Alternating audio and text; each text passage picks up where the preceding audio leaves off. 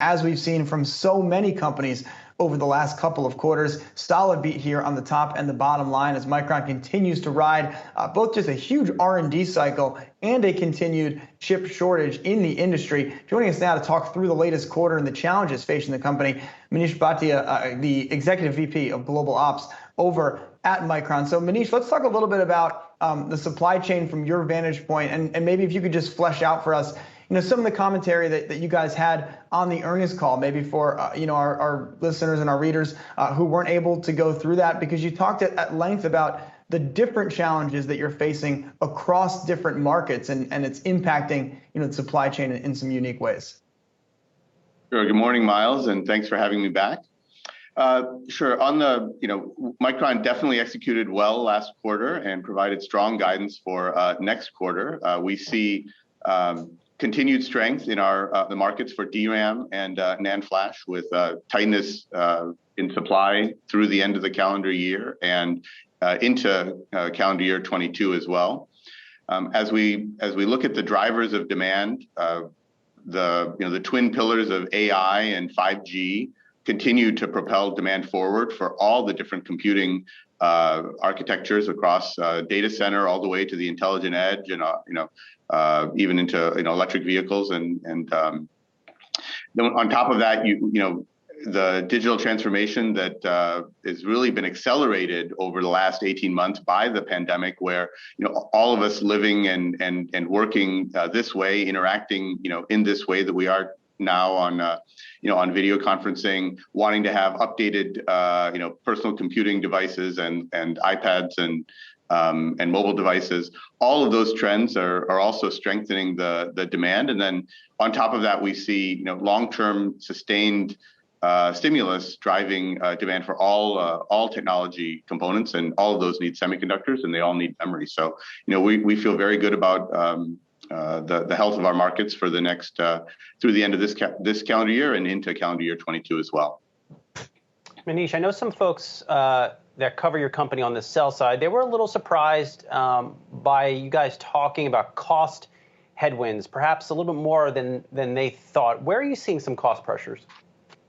Sure. So certainly in the near term, Brian, we have some expenses due to COVID mitigations actions that we've had to take across our supply chain, and in order to secure capacity and some components, and that's a near-term aspect. But as we look forward, we're seeing a mix towards more high-value solutions. And while the elements of cost reduction, which are at the memory level, continued cost reduction in DRAM and NAND at the wafer level, and then the assembly and test portions across our supply chain as we productize those wafers, and of course the non-memory components that we have to put onto our end products like solid-state drives and DRAM modules. Each of those elements, we feel very good about the cost reduction that we're going to have as we go through the next finish this fiscal year and into next fiscal year.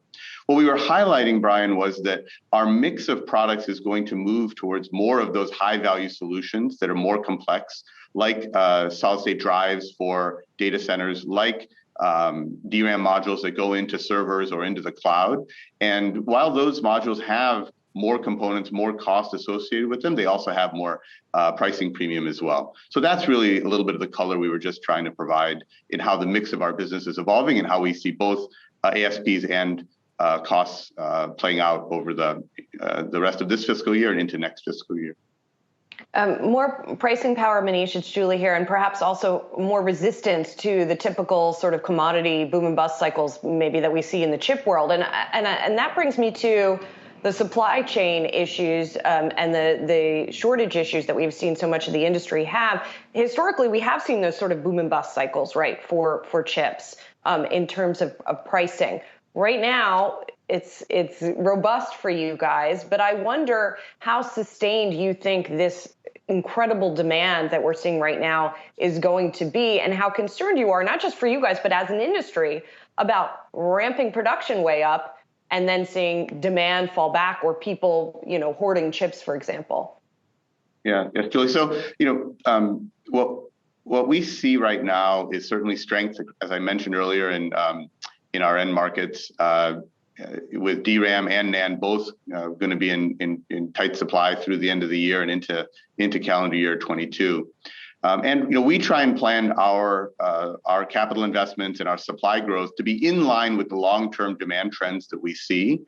And so that's how we make our decisions, and we think that's the best way to be able to focus on our return on investment and be able to deliver that return on investment for our shareholders.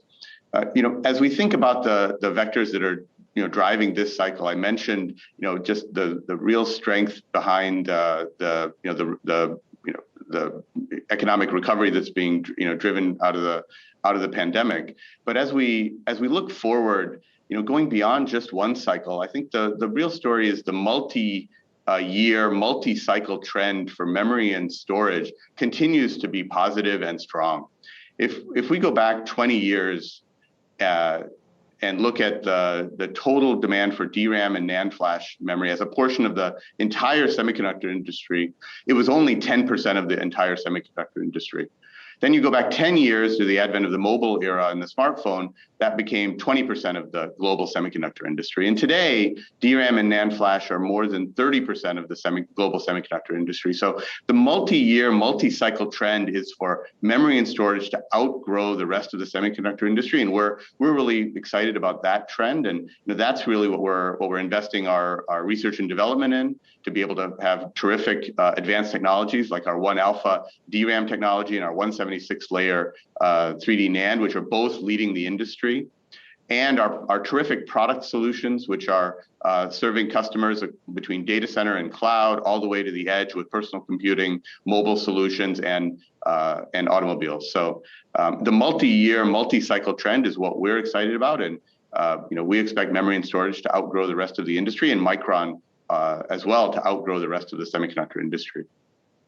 Manish, we're so used to seeing you come to us, I believe, from overseas. Where are you now, and how is your day-to-day changing as the economy has started to reopen?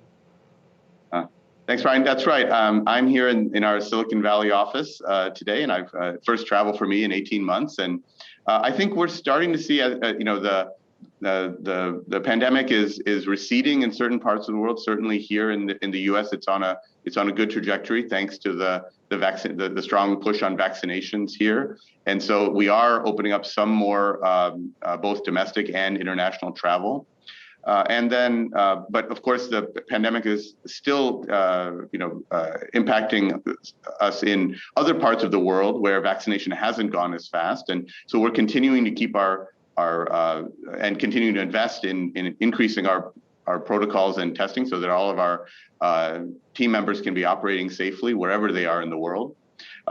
In the U.S., we are starting to see more of our team members come back to site, and we're looking forward to having more and more of them on site, because we do believe that while we've learned a lot during the pandemic about how to collaborate between remote working, remote team members and on-site team members and team members at different sites, we still believe that innovation flourishes most when you're able to interact with each other together. So that's we're starting to have more and more team members come back and hopefully power our innovation engine for the future. All right, Manish Bhatia, Executive VP of Global Operations at Micron. Manish, always great to speak with you. Thanks so much for jumping on this morning, and I hope we'll be in touch. Thanks a lot, Miles. Take care.